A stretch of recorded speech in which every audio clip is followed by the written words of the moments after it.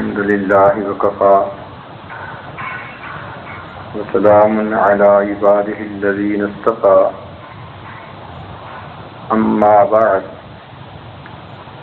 أعوذ بالله من الشيطان الرجيم بسم الله الرحمن الرحيم يا أيها الذين آمنوا قوا أنفسكم وأهليكم نارا وقودها الناس والحجارة قال الله تعالى في مقام آخر إنما أموالكم وأولادكم فتنة سبحان ربك رب العزة عما يصفون وسلام على المرسلين والحمد لله رب العالمين اللهم صل على سيدنا محمد وعلى آل سيدنا محمد وبارك وسلم اللهم صل على سيدنا محمد وعلى آل سيدنا محمد وبارك وسلم اللهم صل على سيدنا محمد وعلى آل سيدنا محمد وبارك وسلم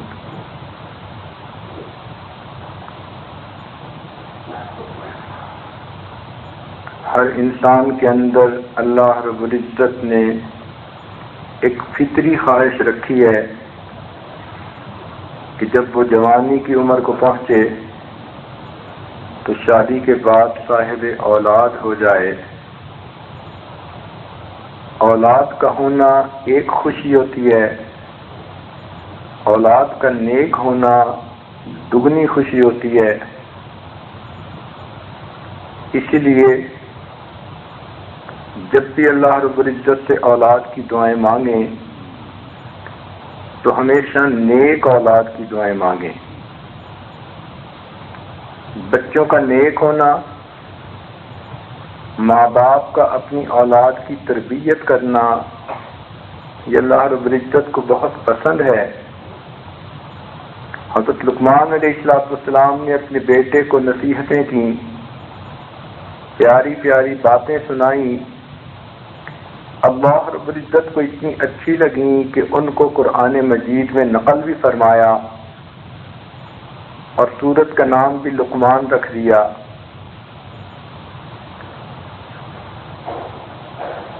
انبیاء کرام نے اپنی زندگیوں میں اپنی اولادوں کے لیے دعائیں مانگی، لیکن اگر ان کی دعاؤں کے الفاظ دیکھے جائیں تو فقط انہوں نے اولاد نہیں مانگی بلکہ نیک اولاد مانگی۔ حضرت ابراہیم علیہ السلام کو بڑھاپے میں جا کر اولاد ملی تو دعا مانگتے تھے رب ہب لی من الصالحین، اے اللہ مجھے نیک بیٹا عطا فرما دے۔ حضرت زکریا علیہ السلام بوڑھے ہو گئے مگر اولاد کی نعمت نصیب نہیں ہوئی۔ اللہ رب العزت سے دعائیں کرتے ہیں، مایوس نہیں ہوئے، اگرچہ ظاہری بدن میں بڑھاپے کے آثار ظاہر ہو گئے، ہڈیاں گھلنے لگیں، سارے بال سفید ہو کر چمکنے لگے۔ اس عمر میں تو انسان کی ہمتیں ٹوٹ جاتی ہیں، نا امیدی دل میں آنے لگ جاتی ہے، مگر وہ تو اللہ رب العزت کے پیغمبر تھے، انہیں پتہ تھا کہ یہ سب کچھ اللہ رب العزت کے حکم سے ہوتا ہے، چنانچہ بڑھاپے میں بھی دعا مانگنے لگے۔ قرآن مجید نے پیارے انداز سے اس دعا کو نقل کیا، کاف ہا یا عین صاد ذکر رحمت ربک عبدہ زکریا۔ تو اللہ رب العزت زکریا علیہ السلام کا ذکر فرماتے ہیں، اذ نادى ربه نداء خفیا، جب انہوں نے پکارا اپنے رب کو خفی انداز سے، اب سوچئے کہ جب دل میں تمنا ہوتی ہے تو بے اختیار انسان کے دل سے دعائیں نکل رہی ہوتی ہیں. انسان کبھی تنہائیوں میں جا کے دعائیں مانگتا ہے، کبھی اونچی مانگتا ہے، کبھی خفی انداز میں مانگتا ہے. مگر زکریا علیہ السلام نے دعا کیا مانگی؟ قال، یہ عرض کیا، رب انی وہن العظم منی، اے اللہ میری ہڈیاں اب گھلنے کا وقت آ گیا. واشتعل الرأس شیبا، میرے بال سفید ہو کر چمکنے لگ گئے. ولم اکم بدعائک رب شقیا، لیکن اے اللہ میں آپ سے جو دعائیں مانگتا ہوں اس بارے میں نا امید نہیں ہوں. اب دعا مانگتے مانگتے جس پر بڑھاپا آ جائے اور پھر بھی وہ اتنی لجاجت سے اور اس قدر عاجزی اور نیاز مندی سے دعائیں مانگ رہا ہو تو پروردگار کی رحمت کو جوش آیا. ان کی دعا کیا تھی؟ وَإِنِّي خِفْتُ الْمَوَالِيَ مِنْ وَرَائِي وَكَانَتِ امْرَأَتِي عَاقِرَ فَهَبْ لِي مِن لَّدُنكَ وَلِيًّا يَرِثُنِي وَيَرِثُ مِنْ آلِ يَعْقُوبَ وَاجْعَلْهُ رَبِّ رَضِيًّا. کتنی پیاری دعا مانگی. بیٹا بھی مانگا تو ایسا کہ جو اپنے باپ دادا کے کمالات کا وارث بنے، اپنے باپ دادا کے علوم کا وارث بنے. تو یہی اصل مقصود ہوتا ہے کہ اولاد ہو اور نیک ہو جو انسان کے لیے صدقہ جاریہ بن جائے. حدیث پاک میں آتا ہے کہ جب انسان اس دنیا سے فوت ہو جاتا ہے انقطع عملہ الا ثلاث، اس کے عمل منقطع ہو جاتے ہیں سوائے 3 عملوں کے. ان میں سے ایک، اگر اس نے اللہ کے راستے میں صدقہ کیا تو اس صدقہ جاریہ کا ثواب اسے ملتا رہتا ہے. دوسرا، اگر اس نے اپنے علم سے دوسروں کو فائدہ پہنچایا تو یہ بھی اس کو ثواب ملتا رہتا ہے. اور تیسرا، حدیث پاک میں فرمایا ولد صالح، اگر اس نے اپنے پیچھے نیک اولاد چھوڑی. اولاد کا جتنا بھی اعمال ہوگا ان کے اجر کے مطابق اولاد کو بھی ملے گا. اللہ تعالیٰ ان کے والدین کے نام اعمال میں بھی لکھیں گے. بلکہ بعض روایات میں آتا ہے کہ بچہ جب دنیا میں پیدا ہوتا ہے اس وقت سے لے کر مرنے تک اگر وہ نیک بنا تو جتنی مرتبہ دنیا میں سانس لیتا ہے ہر سانس کے بدلے اس کے ماں باپ کو اجر دیا جاتا ہے. اسی لیے اولاد مانگیں تو ہمیشہ نیک مانگیں. حضرت زکریا علیہ السلام دعائیں مانگ رہے ہیں. اللہ تعالیٰ کی شان دیکھیے کہ بی بی مریم محراب میں ہیں، مسجد میں ہیں. زکریا علیہ السلام ان کو چھوڑ کر کہیں دعوت کے کام پر چلے گئے. دیر سے ذرا واپس آئے. خیال تھا کہ بی بی مریم کے پاس کھانا ختم ہو چکا ہوگا، لیکن جب وہاں آئے تو ان کو بے موسم کے پھل کھاتے ہوئے دیکھا. پوچھا یا مریم انا لک ھذا؟ قالت هو من عند اللہ. مریم نے جواب دیا یہ اللہ رب العزت کی طرف سے ہے. ان اللہ یرزق من یشاء بغیر حساب. جب مریم نے یہ بات کہی کہ بے موسم کے پھل مجھے پروردگار نے عطا کیے، اب دل میں بیٹے کی تمنا تو تھی ہی صحیح، دعائیں تو پہلے بھی مانگتے تھے، لیکن موقع کے مطابق پھر دل میں یاد آ گئی. قرآن نے بتلا دیا ہنالک دعا زکریا ربا. زکریا علیہ السلام کو اپنی بات یاد آ گئی اور اس موقع پر انہوں نے اپنے رب سے پکار کی، دعا کی، رب ہب لی من لدنک ذریۃ طیبہ. اے اللہ مجھے بھی پاک نیک بیٹا عطا فرما دے. انک سمیع الدعاء. اے پروردگار اگر آپ مریم کو بے موسم کے پھل دے سکتے ہیں، میں بھی بوڑھا ہو چکا ہوں، میری بھی اولاد کا موسم تو نہیں، مگر مجھے بھی بے موسم کا پھل عطا کر دیجئے. اللہ رب العزت نے دعا کو اسی وقت قبول فرمایا ونادته الملائکہ، چنانچہ کیا فرمایا؟ ان اللہ یبشرک بیحییٰ مصدقا بکلمۃ من اللہ وسیدا وحصورا ونبیا من الصالحین، بیٹا بھی دیا تو یحییٰ علیہ السلام، ایسا نام جو پہلے کبھی کسی نے رکھا نہیں، اور پھر یہ بھی فرما دیا کہ اتنا پاک باز ہوگا کہ عورتوں سے ایک طرف رہنے والا، اللہ کا نبی، نیکوکار ہوگا۔ اللہ تعالیٰ اولاد بھی دیتے ہیں اور نیکوکار بھی دیتے ہیں، یہی سب سے بڑی تمنا ہونی چاہیے۔ چنانچہ باپ کی دعا تو قرآن مجید میں آپ نے سن لی کہ ابراہیم علیہ السلام نے بھی دعائیں مانگی اور حضرت زکریا علیہ السلام نے بھی دعائیں مانگی، بالآخر اللہ رب العزت نے ان کو اولادیں عطا کی۔ یہی حال ماں کا ہوتا ہے، اس کے دل کی بھی تمنا ہوتی ہے اللہ تعالیٰ اس کو نیک بیٹی نیک بچے عطا فرما دیں۔ چنانچہ کب سے یہ دعائیں شروع ہوتی ہیں؟ قرآن مجید کی طرف رجوع کیجیے۔ عمران علیہ السلام کی بیوی تھیں، ان کو امید ہو گئی، حمل ہو گیا۔ اب جس وقت سے امید لگ گئی، انہوں نے اپنے دل میں ایک نیت کی، قرآن مجید نے وہ خوبصورت نیت نقل کی، فرمانے لگیں رب انی نذرت لک ما فی بطنی محررا فتقبل منی، سراپا عجز و نیاز بن گئیں، سراپا دعا بن گئیں، اپنے پروردگار کے حضور دامن پھیلا کر دعا مانگی، اے میرے مالک، جو کچھ میرے بطن میں ہے میں نے اس کو تیرے دین کے لیے وقف کر دیا، اے اللہ اس کو مجھ سے قبول فرما لیجیے۔ ابھی تو بچے کی پیدائش ہی نہیں ہوئی، ابھی تو فقط بنیاد پڑی ہے، امید لگی ہے، مگر ماں کو اس وقت سے فکر ہوتی ہے کہ میری ہونے والی اولاد نیک بن جائے۔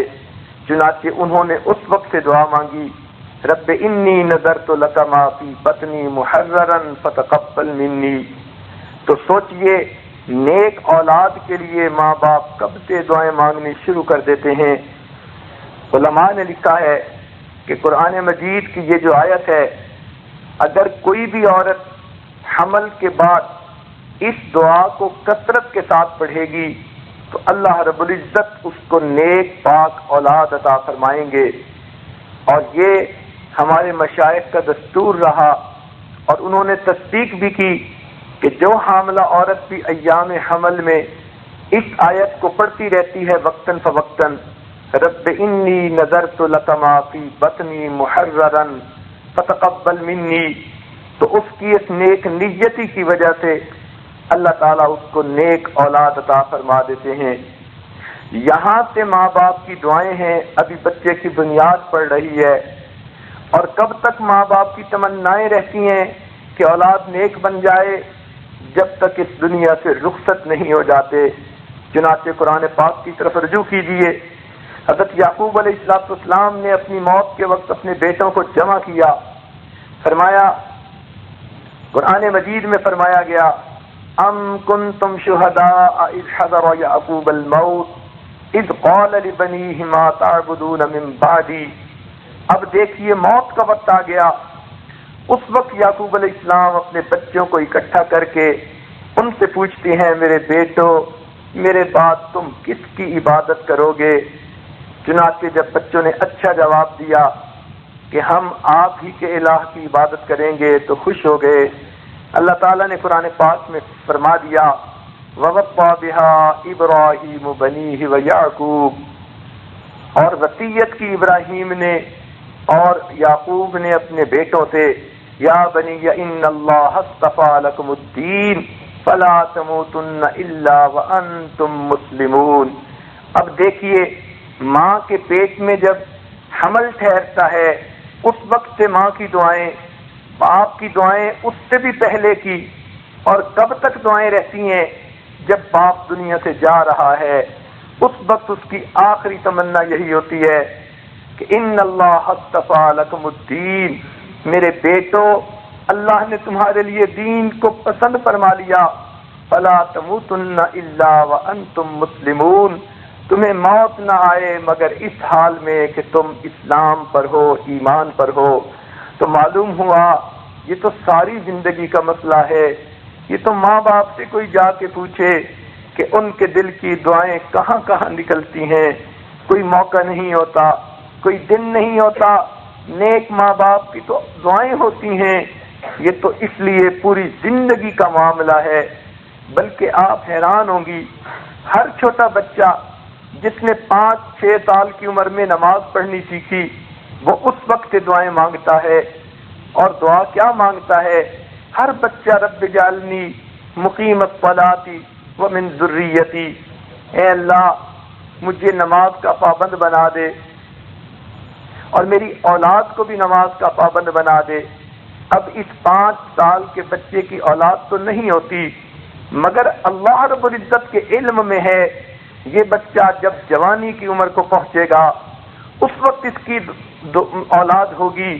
تو اب سوچئے کہ جس کو جوانی کی عمر میں 25 سال میں جا کر اولاد ملنی تھی, اس نے 5 سال کی عمر میں ماں باپ سے نماز سیکھی اور اس وقت سے وہ اپنی توتلی زبان سے یہ دعائیں مانگتا ہے, رب اجعلنی مقیم الصلاۃ ومن ذریتی, اللہ مجھے بھی نماز کا پابند بنا دے, میری اولاد کو بھی نماز کا پابند بنا دے. اب جس بچے نے 5 سال کی عمر سے یہ دعائیں مانگنی شروع کی, حالانکہ اولاد 25 سال کی عمر میں ملی, پھر اس کے بعد بھی وہ یہی دعائیں مانگتا رہا حتیٰ کہ اس کی موت کا وقت آ گیا.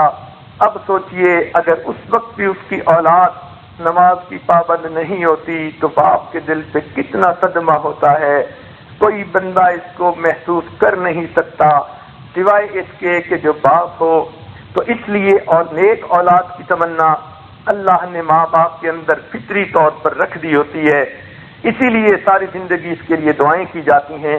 قرآن مجید نے بھی دعا سکھائی کہ یہ دعا مومنین مانگا کریں, ربنا ہب لنا من ازواجنا وذریاتنا قرۃ اعین, اے اللہ ہماری بیویوں میں سے اولادوں میں سے ایسا بنا دے کہ ہماری آنکھوں کی ٹھنڈک بنے, وجعلنا للمتقین اماما, اور خود ہمیں بھی آپ متقیوں کا امام بنا دیجئے. اب سوچنے کی بات ہے کہ دعائیں مانگی جا رہی ہیں اولاد آنکھوں کی ٹھنڈک بنے, اور وہ تو تبھی بنے گی نا جب وہ نیک ہوگی, فرما بردار ہوگی. تو پتہ چلا کہ قرآن سے یہ ثابت ہو رہا ہے کہ ماں باپ تو ساری زندگی اس کے لیے دعائیں مانگتے ہیں. حضرت ابراہیم علیہ السلام کی دعا اپنی اولاد کے بارے میں بہت ہی عجیب و غریب ہے. انہوں نے جب اپنی اولاد کو بیت اللہ شریف کے پاس جا کر چھوڑا, حضرت اسماعیل علیہ السلام کو اور ان کی والدہ حضرت ہاجرہ کو, تو یہ دعا مانگی, رب انی اسکنت من ذریتی, اے پروردگار میں نے اپنی اولاد کو ساکن رکھا, سکونت دی, بواد غیر ذی زرع, ایک ایسی وادی میں کہ جس میں زراعت بھی نہیں, نام و نشان بھی نہیں زراعت کا, سبزے کا, ایسی جگہ پتھر ہی پتھر ہیں, پانی نہیں, جس کی وجہ سے نہ پھل ہیں نہ پھول ہیں نہ درخت ہیں نہ کچھ اور ہے. ایسی بے برگ ہو گیا جگہ پر میں نے اپنے بچوں کو اے اللہ جا کر چھوڑ دیا, عند بیتک المحرم, تیرے حرمت والے گھر کے پاس, چونکہ بیت اللہ شریف وہاں تھا اور اپنی اولاد کو وہاں اللہ کے گھر کے پاس بتایا. تو یہ دعا کرتے ہیں ربنا لیقیموا الصلاۃ, اے اللہ نیت یہ ہے کہ وہ نماز پڑھنے والے بن جائیں, یعنی عبادت گزار بن جائیں. اگرچہ لفظ صلاۃ کا استعمال کیا مگر صلاۃ عبادت کی طرف نشاندہی کر رہی ہے. تو بتایا یہ گیا اللہ تیرے گھر کے پاس چھوڑا, نماز کا لفظ استعمال کیا تاکہ تیرے گھر میں جا کر عبادتیں کر سکیں. فَاجْعَلْ أَفْئِدَةً مِّنَ النَّاسِ تَهْوِي إِلَيْهِمْ, اے اللہ لوگوں کے دلوں کو ان کی طرف مائل فرما دیجئے تاکہ ان کو لوگوں کے اندر محبوبیت نصیب ہو, قبولیت نصیب ہو, عزت نصیب ہو. اے اللہ ان کو لوگوں کا مرجع بنا دیجئے, اے اللہ ان کو لوگوں کے اندر قبولیت عطا فرما دیجئے. اور ساتھ یہ دعا بھی مانگی وَارْزُقْهُم مِّنَ الثَّمَرَاتِ, اے اللہ ان کو کھانے کے لیے پھل عطا کر دیجئے, لَعَلَّهُمْ يَشْكُرُونَ, تاکہ یہ آپ کا شکر ادا کر سکیں. اتنی پیاری دعا ابراہیم علیہ السلام نے اپنے بچوں کے لیے مانگی. آج بھی چاہیے ہر ماں ہر باپ اپنی اولاد کے لیے یہی دعا مانگیں، مگر نیت یہ کریں رب انی اسکنت من ذریتی، اے اللہ ہماری اولادیں ایک ایسی جگہ زندگی گزار رہی ہیں بواد غیر ذی زرع، جو دینی اعتبار سے بے عملی کا ماحول ہے، دینی اعتبار سے فسق و فجور کا ماحول ہے، نیکی کم ہے برائی زیادہ ہے، اس لیے یہ بھی بواد غیر ذی زرع کی مانند ہے۔ یہ نیت کیجئے کہ اے اللہ یہ دینی اعتبار سے وادی غیر ذی زرع ہے، عند بیتک المحرم، اس سے مسجد کا مراد لیجئے۔ لوگوں کے گھر مسلمانوں کے عام طور پر مسجد کے قریب تو ہوتے ہی ہیں، کبھی چند منٹ میں پہنچ گئے، کبھی 10 منٹ میں پہنچ گئے، تھوڑا سا فاصلہ ہوتا ہے، تو یہ نیت کریں اے اللہ تیرے گھر کے پاس ہم نے اولاد کو جو ہے مکان بنا کر دیا، اور ایسا کہ جہاں کے ماحول دینی نہیں، اے اللہ نیت ہماری یہ ہے لیقیم الصلاۃ، یہ ہماری اولاد نمازیں پڑھنے والی بن جائیں، اے اللہ ان کا رابطہ مسجد کے ساتھ پکا ہو جائے، تیرے گھر سے ان کو محبت ہو جائے، کیونکہ حدیث پاک کا مفہوم ہے کہ جس کو مسجد میں کثرت سے آتے دیکھو اس کے ایمان کی گواہی دو، لہذا مسجد کے اندر ان کا دل لگ جائے لیقیم الصلاۃ۔ اور اے اللہ ایسا نہ ہو کہ ان کے حاسد ہوں، ان کے مخالف ہوں، ان کو تکلیف پہنچانے والے لوگ ہوں، ایسا نہ ہو فَاجْعَلْ أَفْئِدَةً مِّنَ النَّاسِ تَهْوِي إِلَيْهِمْ، اے اللہ لوگوں کے دلوں میں ان کی محبت ڈال دیجئے، لوگ عزت سے پیش آئیں، لوگ ان کا اکرام کریں، تعریفیں کریں، لوگ خوشی خوشی ان سے ملیں اور اچھے اخلاق کا برتاؤ کریں۔ اے اللہ ہماری اولاد کو ایسی قبولیت دیجئے، وَارْزُقْهُم مِّنَ الثَّمَرَاتِ، اور اے اللہ ان کو کھانے کو پھل دیجئے، اگر پھل مل سکتے ہیں تو روٹی پانی تو پہلے کی بات ہے، اس کا مطلب ہے کہ اللہ تعالیٰ فقط روٹی پانی ہی نہیں بلکہ اس کے ساتھ ساتھ ان کو کھانے کے لیے پھل بھی عطا فرمائیں گے، پاکیزہ وافر رزق عطا فرمائیں گے، اور مقصد کیا ہوگا لعلہم یشکرون، اے اللہ وہ آپ کا شکر ادا کر سکیں۔ اب یہ لعلہم یشکرون ایک نکتہ ہے، انہوں نے یہ کہا اس لیے کہ تھوڑے بندے شکر کرنے والے ہوتے ہیں، وَقَلِيلٌ مِّنْ عِبَادِيَ الشُّكُورُ، تھوڑے بندے میرے ایسے ہیں جو شکر گزار ہوتے ہیں۔ ایک صحابی نے کسی کو دیکھا دعا مانگ رہے تھے، اے اللہ مجھے تھوڑوں میں سے بنا دیجئے، اے اللہ مجھے تھوڑوں میں سے بنا دیجئے، قلیل لوگوں میں سے بنا دیجئے۔ وہ بات سمجھ نہ سکے، پوچھا بھئی یہ کیسی دعا مانگتے ہیں کہ مجھے قلیل لوگوں میں سے بنا دیجئے؟ انہوں نے آگے سے دعا قرآن کی آیت پڑھ کر سنائی۔ اللہ تعالیٰ فرماتے ہیں قلیل من عبادی الشکور، میرے بندوں میں سے تھوڑے ہوتے ہیں جو شکر گزار ہوتے ہیں۔ تو دیکھیے ابراہیم علیہ السلام کی دعا کتنی پیاری اور خوبصورت ہے۔ تو ہر ماں کو ہر باپ کو چاہیے کہ ہر نماز میں اپنی اولاد کی نیت کر کے ان کے مفہوم کو ذہن میں رکھ کے ابراہیم علیہ السلام کی طرح دعا مانگے۔ اللہ تعالیٰ نے جیسے ابراہیم علیہ السلام کی اولاد کو عزتیں بخشیں، ان میں انبیاء کو پیدا کیا، اسی طرح اللہ آپ کی اولادوں میں سے اولیاء کو پیدا فرمائیں گے۔ جس طرح ابراہیم علیہ السلام کی اولادوں میں سے اللہ نے سید الانبیاء کو پیدا کیا، اللہ آپ کی اولاد میں سے کسی بڑے ولی کو کبار مقام کے ولی کو پیدا فرمائیں گے۔ جس طرح اللہ رب العزت نے ان کو وافر رزق عطا کیا، آج دیکھیے عرب ملکوں کے جتنے لوگ ہیں ابراہیم علیہ السلام کی اولاد میں سے نیچے آ رہے ہیں، اللہ نے آج بھی ان کو کھانے کے لیے پھل عطا کیے۔ لہذا اس دعا سے فائدہ اٹھائیے، اللہ رب العزت ہمیں نیک اولاد، ہماری اولادوں کو نیک بنا دے۔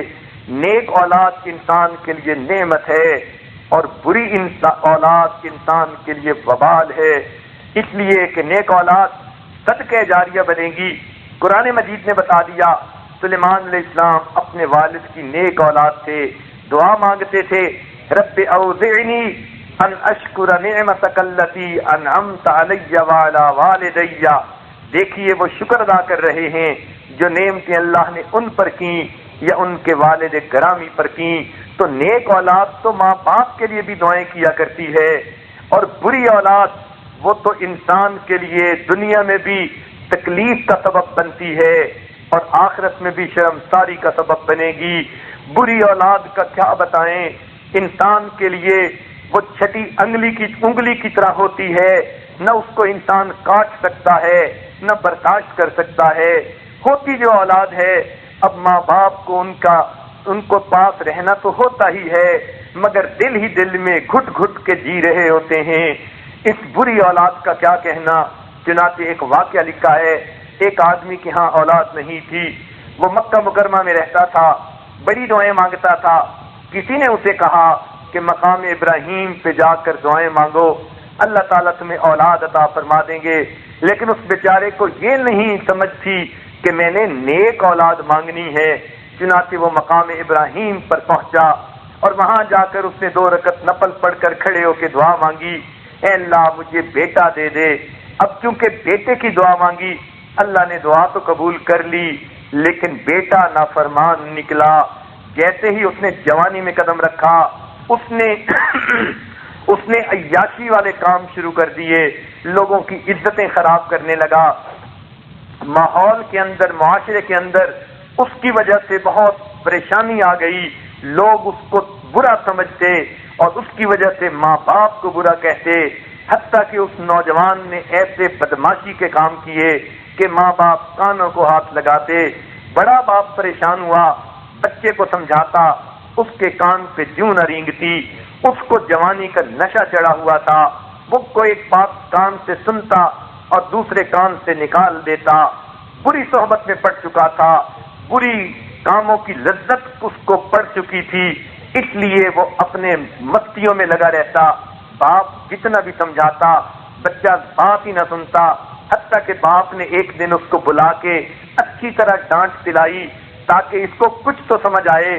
اب سوچئے، باپ نے ڈانٹ پلائی سمجھانے کی خاطر، اصلاح کی خاطر، لیکن نوجوان آگے سے غصے میں آ گیا کہ مجھے تم نے کیوں ایسی ایسی باتیں کی، اور وہاں سے نکلا۔ اس نوجوان نے بھی سنا ہوا تھا کہ فلاں جگہ جا کر اگر دعائیں کریں تو وہ قبول ہوتی ہیں۔ غصے میں آ کر وہ نوجوان بیت اللہ شریف کی طرف آیا اور مقام ابراہیم پہ جہاں باپ نے اپنے بیٹے کے پیدا ہونے کی دعائیں مانگی تھیں، اسی جگہ پر کھڑے ہو کر نوجوان نے باپ کے مرنے کی دعائیں مانگی۔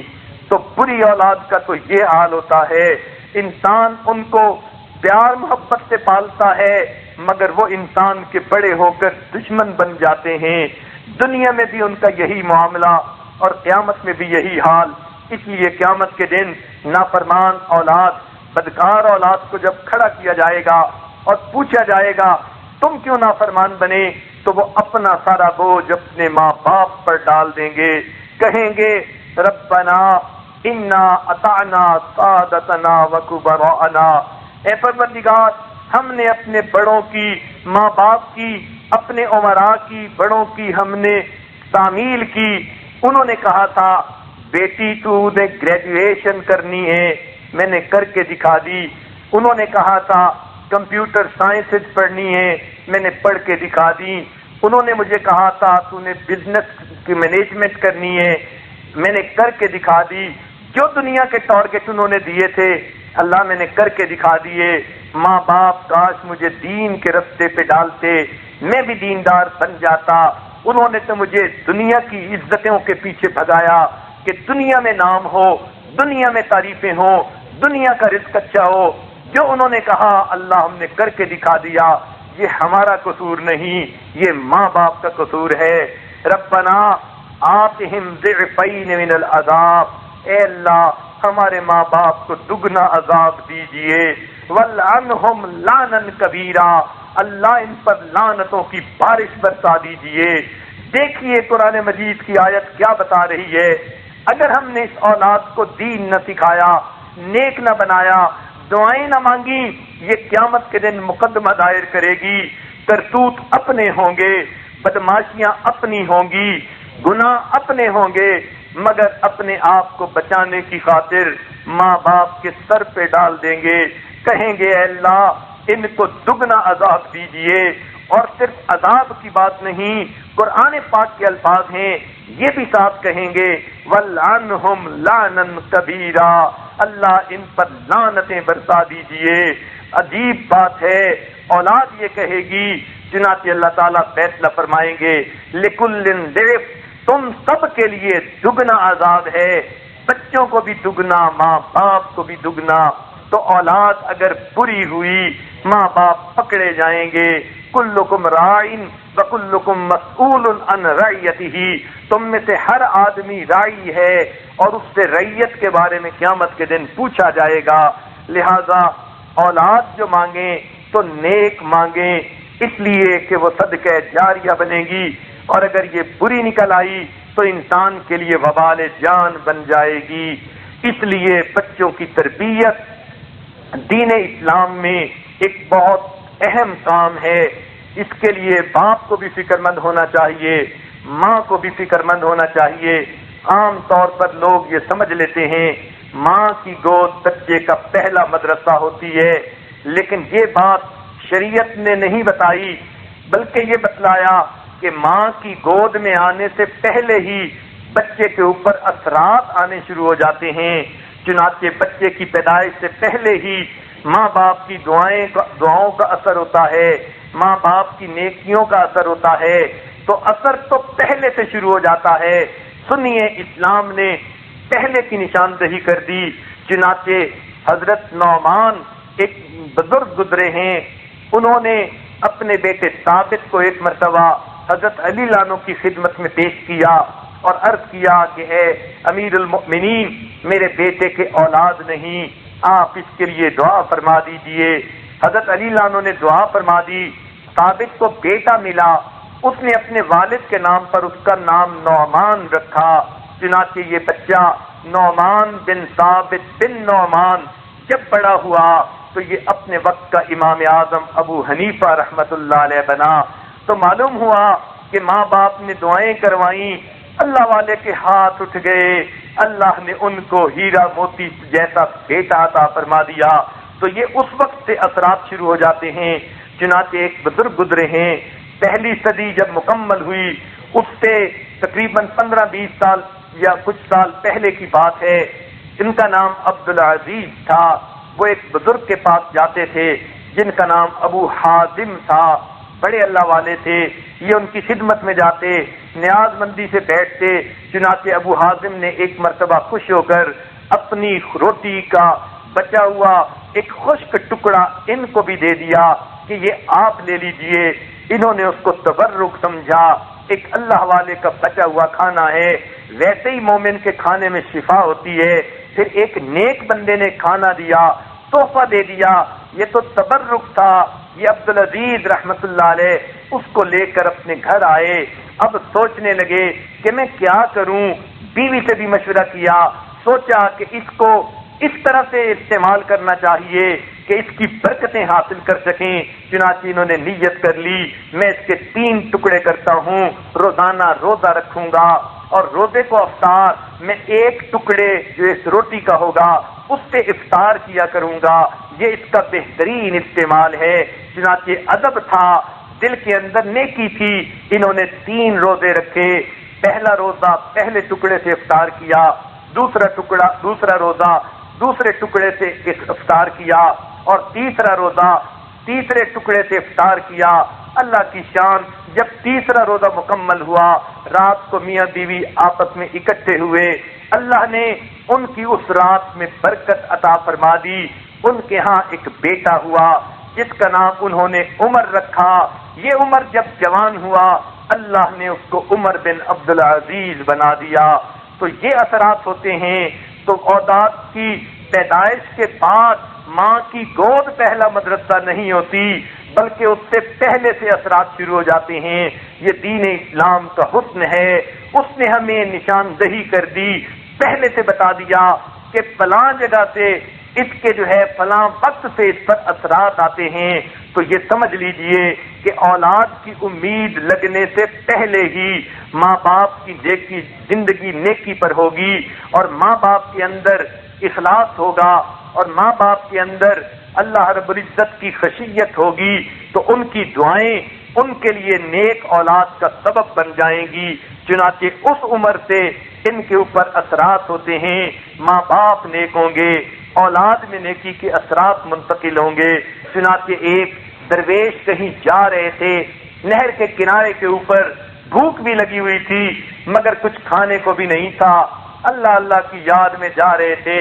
اس بھوک کے حالت میں جب انہوں نے نہر کے پانی کو دیکھا تو ایک سیب ان کو تیرتا ہوا نظر آیا۔ ان کو بھوک لگی ہوئی تھی، انہوں نے وہ سیب لے لیا اور کھا لیا۔ جب کچھ پیٹ میں چلا گیا پھر خیال آیا یہ سیب میرا تو نہیں تھا، معلوم نہیں کس بندے خدا کا تھا، میں نے تو بلا اجازت سیب کھا لیا، قیامت کے دن جواب دینا پڑے گا۔ اب پریشانی ہوئی۔ دیکھیں اللہ والوں کو چھوٹی چھوٹی باتوں سے بھی پریشانی ہوتی ہے کہ ہم سے اللہ تعالیٰ کی کوئی تھوڑی سی بھی نافرمانی نہ ہو، کسی بندے کا تھوڑا سا بھی حق ہمارے اوپر نہ آئے۔ چنانچہ سوچنے لگے میں کیا کروں۔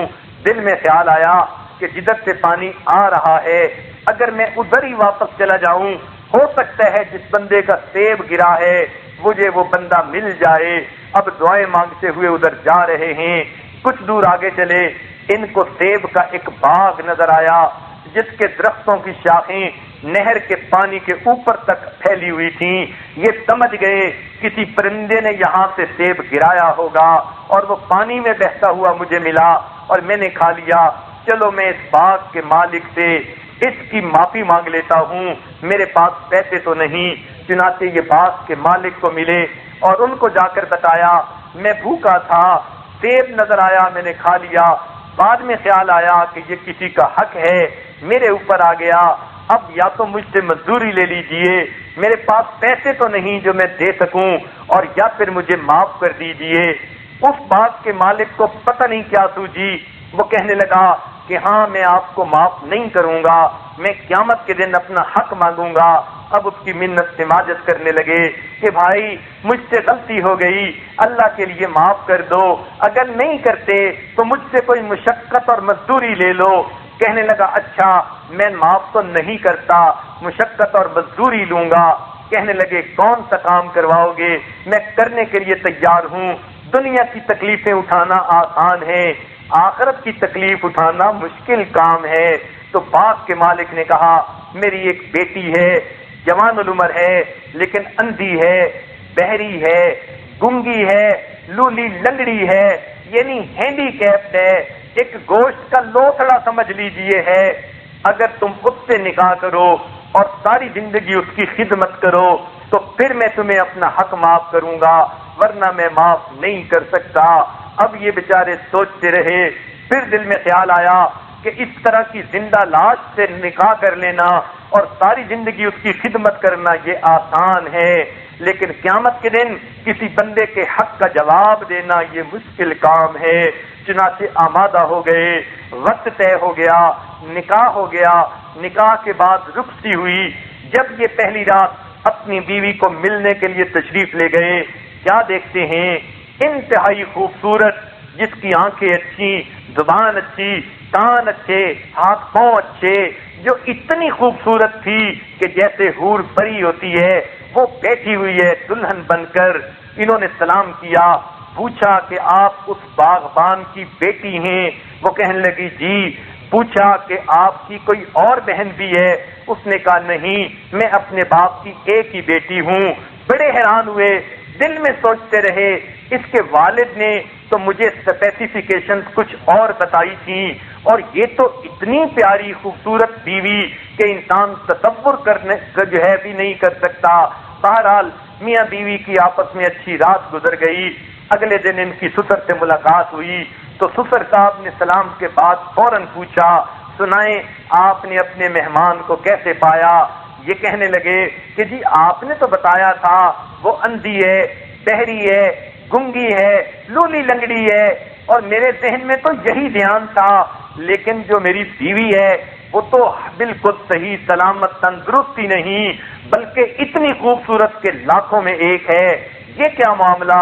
تو اس وقت اس کے باپ نے کہا کہ وجہ یہ ہے یہ میری بیٹی قرآن کی حافظہ ہے، حدیث کی حافظہ ہے، اس نے ساری زندگی تقوی و طہارت کے ساتھ گزاری، کبھی اس نے غیر محرم پر نگاہ نہیں اٹھائی، میں نے اس لیے کہا کہ یہ اندھی ہے، کبھی غیر محرم سے کلام نہیں کیا، میں نے کہا یہ گنگی ہے، کبھی اس نے بغیر اجازت گھر سے قدم نہیں رکھا، میں نے کہا یہ لنگڑی ہے۔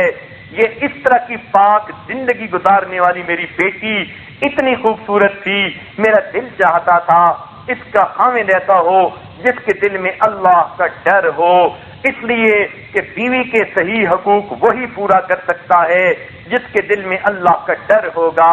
اس لیے سورہ نساء کو آپ پڑھ کر دیکھیے، ہر چند آیتوں کے بعد اللہ تعالیٰ فرماتے ہیں واتقوا اللہ واتقوا اللہ واتقوا اللہ۔ یہ جو تقوی کو اختیار کرنے کا حکم دیا، اللہ تعالیٰ جانتے ہیں کہ تقوی کے بغیر میاں بیوی آپس کے تعلقات میں توازن نہیں رکھ سکتے، یقیناً بے اعتدالیاں کریں گے۔ یہ پرہیزگار انسان ہی ہو سکتا ہے جو بیوی کے حقوق ٹھیک ادا کرے اور کمی نہ آنے دے۔ لہذا وہ کہنے لگے کہ میرے دل میں یہ تھا جس کے دل میں تقوی ہو، خوف خدا ہو، اس کو میں اپنی اس بیٹی کے لیے جو ہے داماد کے طور خامد کے طور پہ چن لوں۔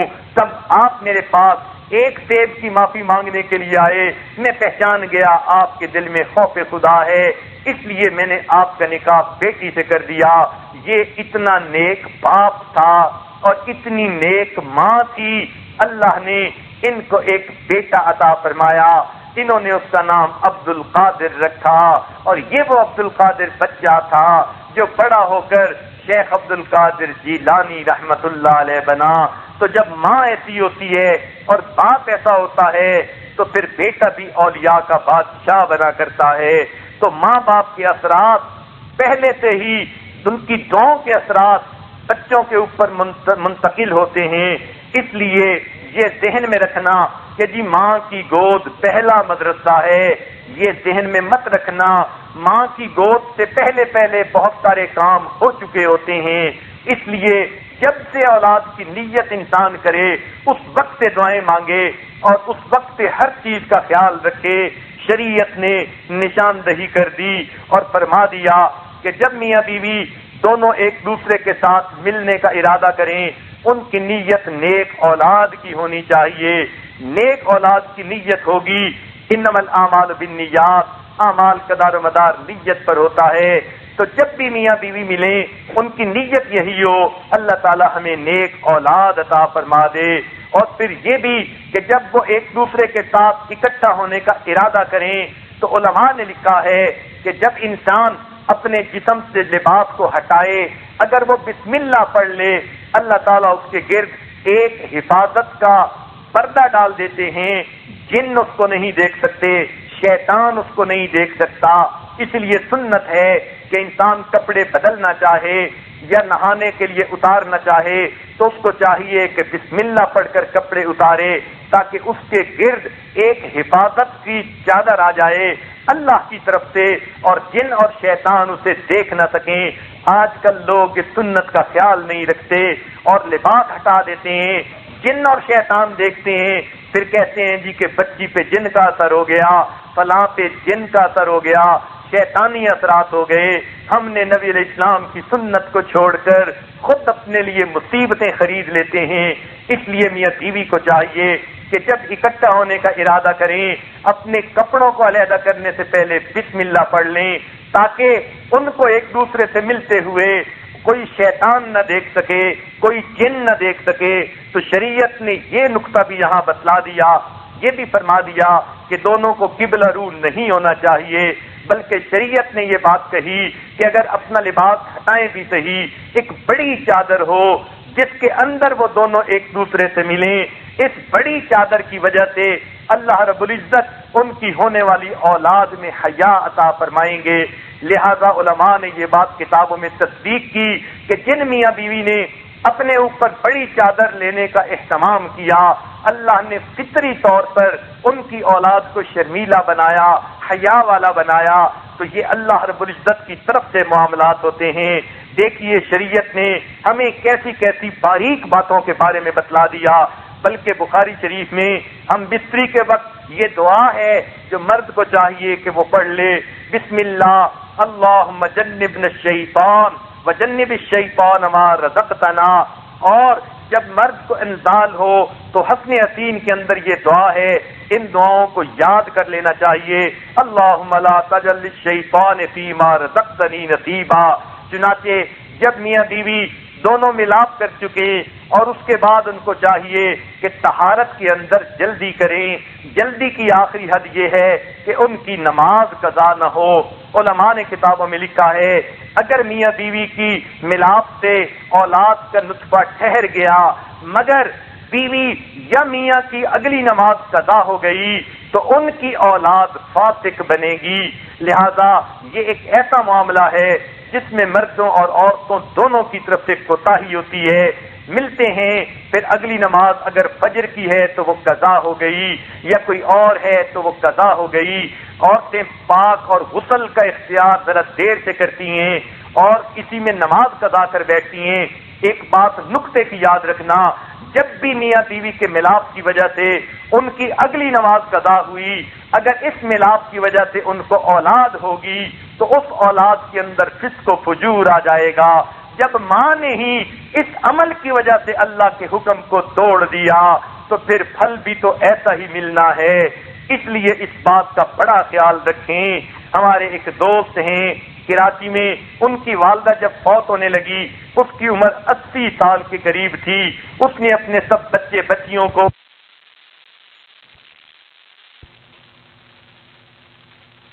ہر تھوڑے دنوں میں چلی جاؤں گی، تمہیں میں ایک بات نصیحت کے طور پہ بتانا چاہتی ہوں کہ جب میری شادی ہوئی تو میری عمر 20 سال تھی اور آج میں بستر مرگ پر پڑی ہوں، میری عمر 80 سال ہے۔ اس 60 سالہ ازدواجی زندگی میں کبھی بھی میری کوئی نماز قضا نہیں ہوئی۔ سبحان اللہ۔ تو آج کے دور میں بھی اگر ایسی نیک بیویاں ہیں 60 سالہ شادی شدہ زندگی میں اس کی کبھی بھی کوئی نماز قضا نہیں ہوئی تو معلوم ہوا سردیوں گرمیوں میں انہوں نے غسل کے لیے ایسا وقت چنا ہوگا کہ ان کی کوئی بھی نماز قضا نہ ہوئی۔ ایسے ماں باپ کو پھر اللہ تعالیٰ نیک اولادیں عطا کرتے ہیں۔ سائنس کی دنیا نے تو آج مان لیا کہ جینیٹکس میں بچے کے ماں باپ کے اثرات آتے ہیں، اس کو behavioural aspect of D N A کہتے ہیں کہ بچے کے ڈی این اے کے اندر ماں باپ کی طرف سے حیا، بہادری، شرم اور اچھے اخلاق جو ہیں یہ منتقل ہوتے ہیں۔ اس کو سائنس کی دنیا میں کہتے ہیں behavioural aspect of D N A. تو ماں باپ کے اندر اگر نیکی ہوگی اور ماں باپ نیکی کا خیال کریں گے اور اللہ سے ڈرنے والے مانگنے والے ہوں گے تو پھر بچے کے ڈی این اے میں بھی یہی اثرات آئیں گے۔ یہ بات یاد رکھنا کہ جب باپ علی المرتضی ہوتا ہے تو پھر ماں فاطمہ الزہرا ہوتی ہے تو پھر بیٹے حسن اور حسین جنت کے جوانوں کے سردار بنا کرتے ہیں۔ جب باپ ابراہیم علیہ السلام ہو اور بیوی ہاجرہ ہو تو پھر بیٹا اسماعیل ذبیح اللہ بنا کرتا ہے۔ اس لیے میاں بیوی کو چاہیے اپنی زندگی کا رخ ٹھیک کریں، نیک بن جائیں، اپنی اولاد کے لیے آج سے دعائیں شروع کر دیں، اور جب ایک دوسرے کے ساتھ ملاپ ہو، شریعت کے احکام کے مطابق ہو، ان کی وجہ سے نمازیں قضا نہ ہو، بے شرمی اور بے حیائی کا معاملہ نہ ہو، بلکہ اللہ سے نیک اولاد کی تمنا ہو، جانوروں والی مسئلہ نہ ہو۔ آج کل یورپ کی وجہ سے ایسی بے حیائی آ گئی، فلموں میں، ویڈیو میں مسلمان جوان بچے اور بچیاں ایسے بری حرکتیں دیکھتے ہیں، جانوروں سے بھی بڑھ کر بے حیائی کا یہ سبق یورپ نے ایسا دیا، ہمارے نوجوان بھی آج اسی کو اپنا رہے ہیں۔ پھر اپنی اولادوں کے بارے میں روتے پھرتے ہیں، اولاد ماں باپ کو جوتے مارتی ہے۔ آج پہلے زمانے میں تو تصور نہیں کیا جاتا تھا، نئے دور کی بات ہے، ہمیں آ کر باپ بتاتا ہے میرے بیٹے نے مجھے جوتے سے مارا، ماں بتاتی ہے دعا کیجیے بیٹے کی ہدایت کے لیے، بیٹی کی ہدایت کے لیے۔ ایک ماں نے امریکہ میں دعا کروائی، میں اپنا غم کس کو بتاؤں، میں نے بیٹی کو کہا بوائے فرینڈ نہ بناؤ اور بیٹی نے غصے میں آ کر جوتے سے مجھے مارا۔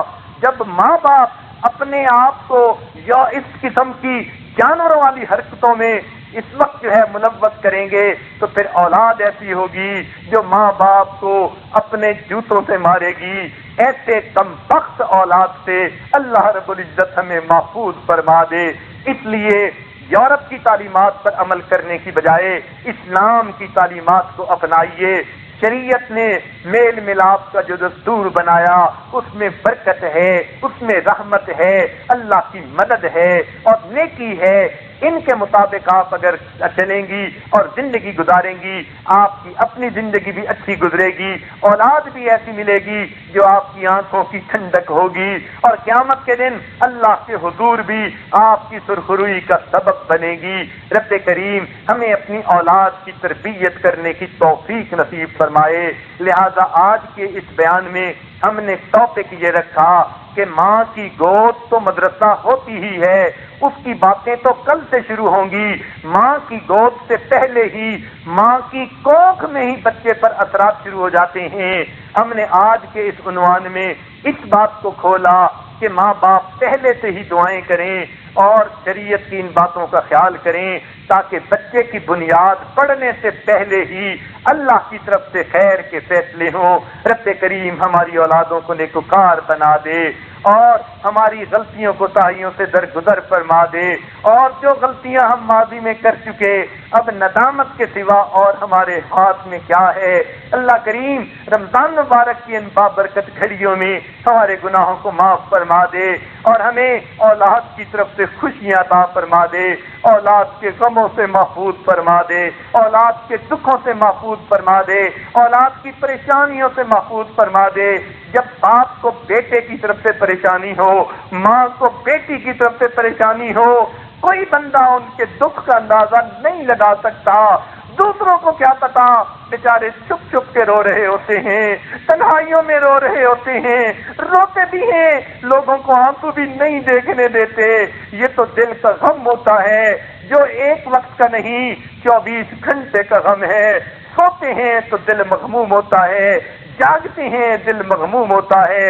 اللہ تعالیٰ ایسے غموں سے محفوظ فرما دے، ہماری اولادوں کو نیکوکار بنا دے. قیامت کے دن ہم سب کو اپنے سامنے کی سرخروئی عطا فرما دے. وآخر دعوانا ان الحمد للہ رب العالمین. دعا کر لیجئے، نہیں مراقبہ کر لیجئے، آنکھوں کو بند کر لیجئے، سر کو جھکا لیجئے.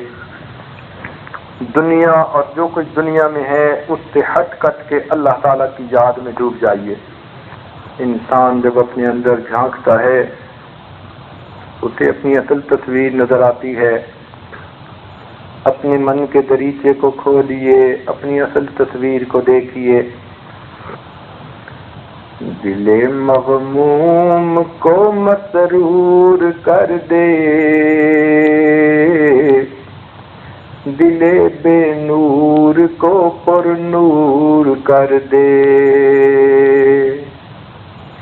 دل مغموم کو مسرور کر دے، دل بے نور کو پر نور کر دے. بروزاں دل میں شمع طور کر دے، یہ گوشہ نور سے معمور کر دے. ہے میری گھات میں خود نفس میرا، ہے میری گھات میں خود نفس میرا. خدایا اس کو بے مقدور کر دے. میں وحدت پلا مخمور کر دے، میں وحدت پلا مخمور کر دے. محبت کے نشے میں چور کر دے. میں وحدت پلا مخمور کر دے، محبت کے نشے میں چور کر دے. میرا ظاہر سنور جائے الہی، میرا ظاہر سنور جائے الہی، میرے باطن کی ظلمت دور کر دے، دل مغموم کو مسرور کر دے، دل بے نور کو پر نور کر دے، مے وحدت پلا مخمور کر دے، محبت کے نشے میں چور کر دے۔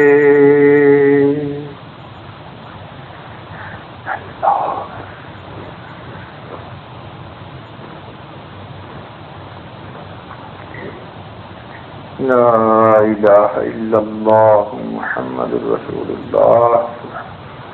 دعا کیجیے۔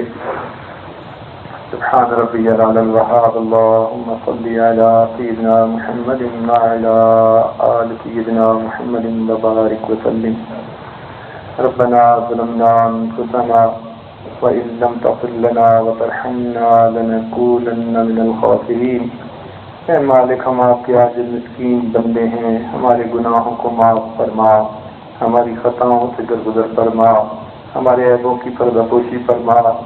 اللہ، ہماری نگاہوں کو پاک فرما، ہمارے دلوں کو صاف فرما، ہمارے سینوں کو اپنی محبت سے لبریز فرما، اپنے عشق کی آتش ہمارے سینوں میں پیدا فرما، ہمارے انگ انگ سے اپنے ذکر کو جاری فرما، روئے روئے سے اپنے ذکر کو جاری فرما، ہڈی ہڈی بوٹی بوٹی میں اپنی محبت پیدا فرما۔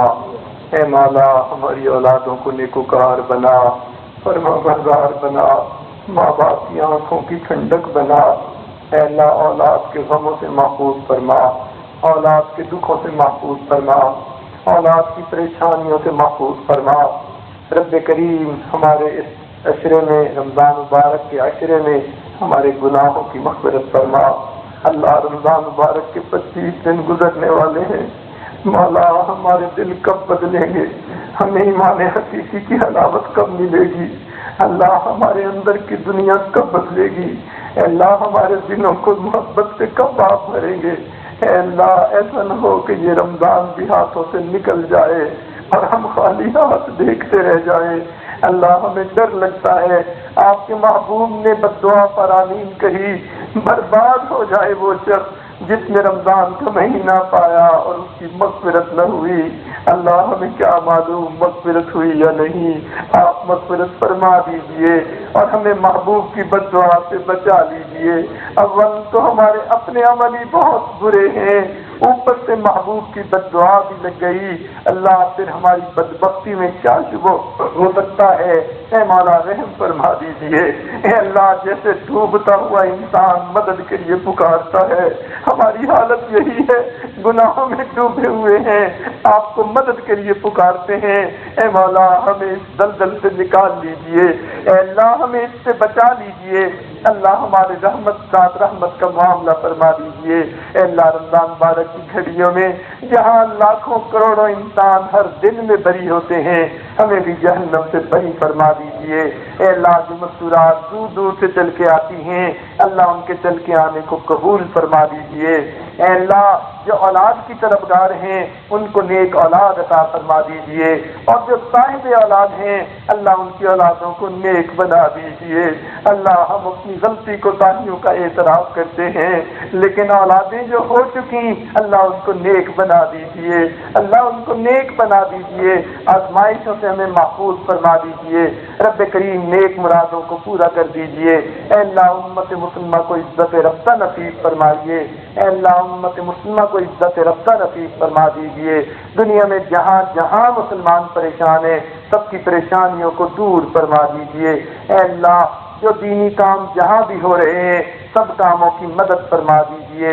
رب کریم، جنہوں نے ہمیں دعاؤں کے پیغامات دیے خط لکھے یا ہم سے ٹیلی فون کیے، اللہ ان سب کی نیک دعاؤں کو قبول فرما دیجیے۔ اور اللہ ہمارے والدین عزیز اقارب مشائخ کی دنیا سے رخصت ہو چکے، ان کی مغفرت فرما دیجیے، جن کی آپ نے مغفرت کر دی قرب کے اعلیٰ درجات عطا فرما دیجیے۔ اللہ ہم نے جو مانگا وہ بھی عطا فرمائیے، جو مانگنا چاہیے تھا ہم نہیں مانگ سکے، اللہ ہمیں وہ بھی عطا فرما دیجیے۔